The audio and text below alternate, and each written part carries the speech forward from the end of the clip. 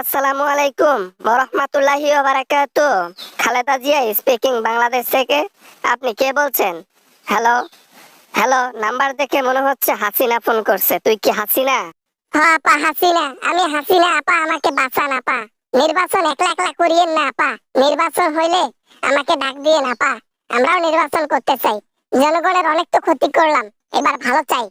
দেশের মধ্যে কোনো দেশদ্রোহী, কোনো ভোটচোর, কোনো চুন্নি, টাকা চুন্নি, উন্নয়নের নামে টাকা চুরি করে এরকম ব্যক্তি এবং গণহত্যাকারী এবং স্বৈরাচারিণী এগুলার স্থান দেশে নাই। আপা, দেশের জন্য অনেক কিছু করছি আপা, এরকম করে ফেলে দিয়েন না আপা। আপনারা যদি আমাদেরকে সাপোর্ট না করেন তাহলে আমরা কত দূর পর্যন্ত আগাতে পারবো জানেন? আমরা আগাতেই পারবো না। প্লিজ আপা, চান্স দেন আপা। গণহত্যাকারীর আবার কিসের চান্স? চান্স তোমাকে কোনো কিছুতেই দেওয়া হবে না।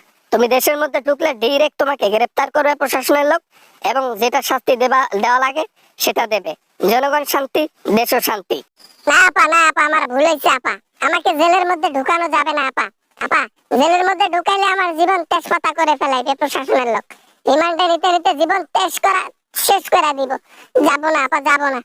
যে অপরাধগুলো করে গেছো হাসিনা তুমি, তারপরও তোমার সাহস হয় কেমনে দেশের মধ্যে ফোন করে এরকম করে হুমকি দেয়া, দেশের মধ্যে ফোন করে দেশের মধ্যে নির্বাচন করা? তোমার দল নিষিদ্ধ করা হয়েছে কেন? এতটুকু সেন্স নেই তোমার? আপা, আবেগে দেই, আবেগে। টাকা পয়সা কম তো হাতাই নেই জনগণের কাছ থেকে। এত টাকা পয়সা হাতাইছি যে টাকার নেশা এখন আর ঘুম ধরে না। টাকা পয়সা এখন হাতাইতে পারি না। রাতে জেগে জেগে থাকি, ঘুমও আসে না। বাপরে বাপ। টাকা আছে, ঘুম নাই। শরীরের ভাত আছে সামনে, কিন্তু খাওয়ার কোনো খিদে নাই। এটাই সিস্টেম। আল্লাহ তাআলা যাকে দেয় তার আসলে ক্ষুধা দেয় না, যাকে টাকা দেয় তার আসলে চাহিদার শেষ নেই, এজন্য তাদের পতন হয়। আপা, এইসব কথা বাদ আপা। আমি দেশে যেতে চাই। আপনার বিএনপি দল পুরো দেশের মধ্যে যেগুলো আছে সবাই এক হতে চাই। সবাই শুধু সাপোর্ট করবে আমাকে। আমাকে সাপোর্ট করলে আমরা নির্বাচন একসাথে করতে পারি। জিতলে জিতবেন, না জিতলে না জিতবেন। হয় আপনি জিতবেন, নয়তো আমি জিতবো, নয়তো জামাত জিতবে।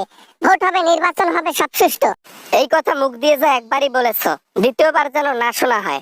তোমার মতো স্বৈরাচার, তোমার মতো গণহত্যাকারী এই দেশের মধ্যে স্থান পাইতে পারে না, ভোট তো দূরের কথা।